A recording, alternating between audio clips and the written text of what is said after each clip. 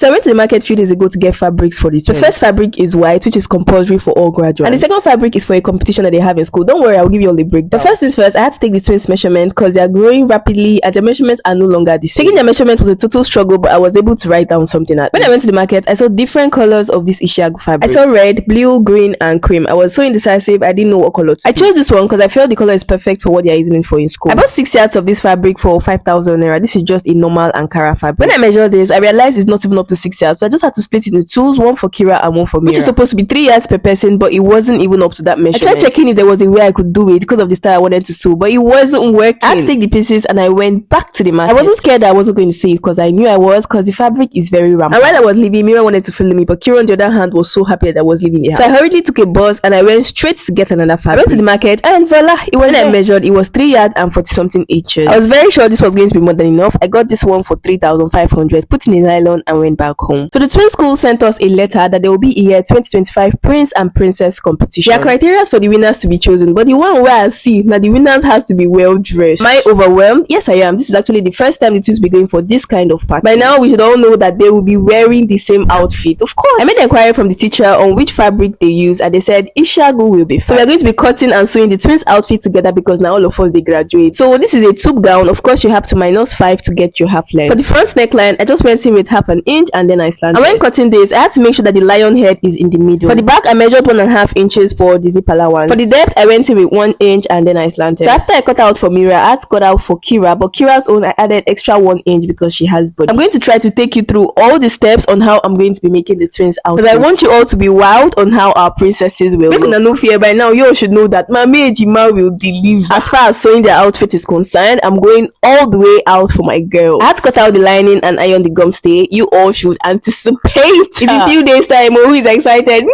So for the princess costume that the twins will be using, I was already done cutting. I attached gum stay and it's time to sew. The upper part is going to be 2. The first thing I did is to sew and then I had to top stitch and then I started sewing the back. The reason I attached gum stay to the neckline is to make it firm. The exact same thing I did to the front, sew, notch and top stitch. Next is to join the zip allowance using 1 inch, and then I went ahead to shape. The shaping, I had to shape it from the inside so that it wouldn't be looking rough. For the shaping, I did it front to front. I just hope you understand. Just watch carefully and you'll be able to get it. Next is to cut out the excess allowance from inside so that the sides are well relaxed. Done sewing and cutting, this is exactly what it's looking like. I had to trim the half length so that I could get my exact measurement. Then I notched the middle. For the lower part, I wanted to make it flay, but I realized that the length of the Ankara was not even up to 40 and I didn't want to join. What I did was to cut a straight fabric and it is 3.5 yards per person so that the pleating will be very full. After I was done pleating, that is what we have. While I was pleating this, I made sure it gave me the exact waistline plus 2 inches allowance for zip, and then I sewed the pleating and the upper part together front to front. After I was done pleating, this is what we have, and you can see that the lining is separate because of the way I shaped it. What you have to do is to go ahead and add a lining to this dress. The twins gown, I wanted to add a net, but then I realized it wasn't necessary. I'm going to add just lining without net. It's going to be a busy day at school, and I want a situation whereby they'll be able to move around and walk around without just being tied down by their gown. Lining, I cut it straight and pleated it as well, and you can see that it's excess. All I just had to do was to sew it together with the lining at the upper part. Remember, it should be front to front so that whatever joining will be inside and not visible. When I had to sew the edges of the lining, and you can see how neat it is looking. Next is to attach the zipper and fold my fabric. I folded my lining as well, and there's absolutely no need for you to weave if you don't want. I have to weave the inside, of course, so that it can be neat inside out. This is what we have, just a little finishing that we have to do. Wait for our graduation day, please.